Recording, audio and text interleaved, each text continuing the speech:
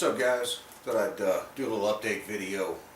Been doing a little gunsmithing on my AR and playing around, experimenting, doing a little see if it'd work type deal, and come up with a few things that I think may work. We'll see. Be time tested. Of course, it'll be battle tested before we know for sure, because I do that all the time. I battle, I'm in battles all the time. My goal was for it to be aesthetically pleasing in addition to functional. And I just like the way it looks. I mean, call me tactical or whatever you want, but yeah, I just like the way it looks. So I'm on a tight budget these days. I'm not in a position that I used to be, and so I have to really watch what I spend and on what I spend it.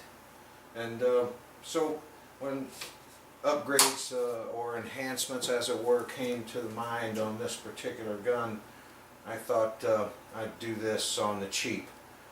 This is the double star DSC M4 that I've had since 2010, I think, 2011. And I never really did anything to it other than add a drop-in foregrip here, a little rail thing. It was cheap also, but you know what? It worked and it held up. Every time I used the gun, it stayed in place. I never had any issues. But like I said, wanted to try the free float approach. The only thing I've done as far as upgrading or modification, I guess, to the firearm is I've added some JP Enterprises reduced power springs. My buddy Balmy, Eric over there, I've seen an old video of his where he did it, and it's still, as far as I'm concerned, reliable. He's put up a video not long ago, Ms. Balmy's rifle that has them in it. Hers ran fine. I don't see any issue. So I'm going to give that a go. As far as other enhancements, it's all, cosmetic for the most part. Of course, the MOE stock. I did add the Bravo Company Gunfighter Mod 3 grip. I looked at a lot of different grips. Didn't get a chance to molest a lot of them, but to tell you the truth, for the most part, what we have to choose from out there on the market, and it is saturated, but you just have to figure out what's best for what you think you're going to like. And I did that with this. And the reason I went with this is because I hate the cant on the A2 grip. You guys, I don't have to tell you, you know what I'm talking about. It's kind of Glock-esque, if you will, and I just could never stand that, and so this alleviates that. It's a fatter grip, more palm filling. I have a small mom hand, as you guys know, but this is still fine for me. It's still fine. So I went with that, and of course I got the bad lever on here. Stock charging handle. This little deal right here is also from Bravo Company. It's the Kinesthetic Angle Grip Key Mod version, and I love the fact that it was small, and obviously the key mod nice and flush, and I'll give you a close-up of that in a little bit. So then there's that. Optics. This is a TRS 25, I think that's called, from Bushnell. This is the Walmart version, okay? And it comes with the riser, and it was $105 for everything. My brother Ray Edwards runs one on his gun. Not this one, but the one I guess you get from Bass Pro or Cabela's or wherever. But he doesn't have any issues with his, so changed out the flash hider. Just had a standard A2 bird cage on it, and I got this one here. This is a Chinese-made one, very, very heavy, and I liked it because it gives the blast and the smoke signature out the side instead of up. There are two small ports here, but I wanted that to be dispersed in that direction, so I'm going to give that a go. If that don't work, I'll put something else on it. Let's talk about the rail for a second. The rail is a is a cheap, probably Chinese-made one.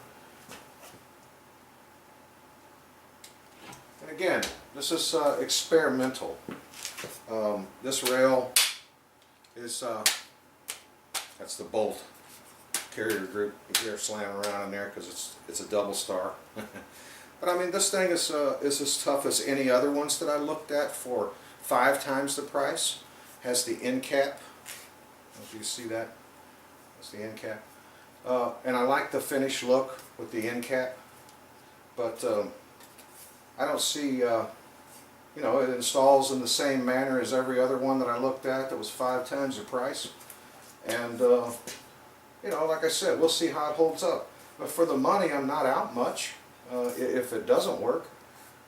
But still, again, I'm not, you know, I don't shoot this rifle, you know, very much, so I'm sure it'll be fine. Everything else inside is double star, and rifle has been more than reliable. The only time I've ever had any issue with it was shooting steel case ammo, and it was over pressurized round. Anyway, let me give you a shot of that door in the light, like I said, and you can see how well it fits. Might not be a big deal to most people, this ejection port door. I realize it's kind of insignificant in the scheme of things, but you know, the fact of the matter is, man, it's a very well made part. So I just want to share that with you.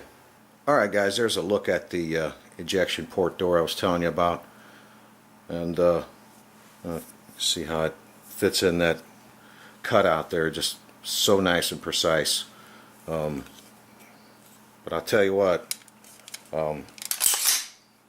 this is a stainless steel detent, stainless steel spring.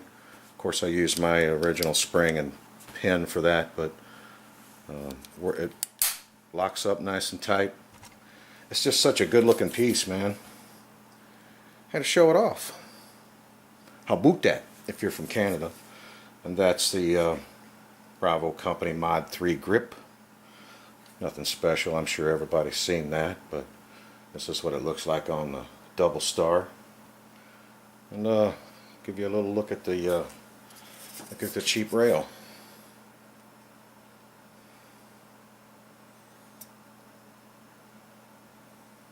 A low profile gas block, and I repurposed the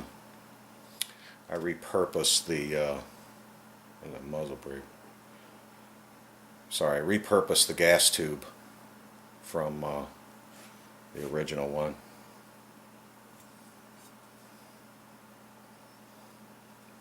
Now, granted, it's probably, you know, it's not without issue, but it is straight and, like I said, well made for the money. That's an up close look at that little grippy thingy, and that's tight. Keep the damn thing in frame. But that's a good looking part also. I like that. A little bush now. Walmart, baby. Shit. AR15 smithing on a button. Alright, well, that's all I got.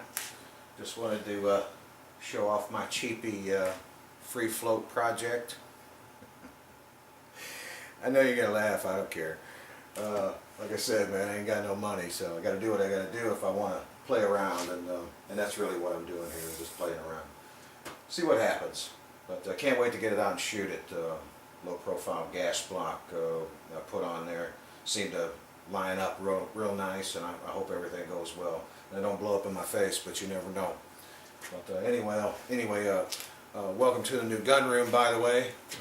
It's still not fit for prime time.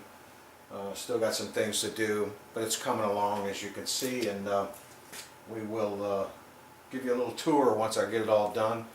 It's quite a departure from my last gun room that I did a video on, but more room, more space. Of course, the benches are different, but you know, I was able to hang on to a lot of my personal shit, so you know, we're getting it back together, and not much has changed other than, like I said, the benches, but it's working out good for me, and you know, it's a space that I'm very, very fortunate and very happy to have right now. It's been a long time.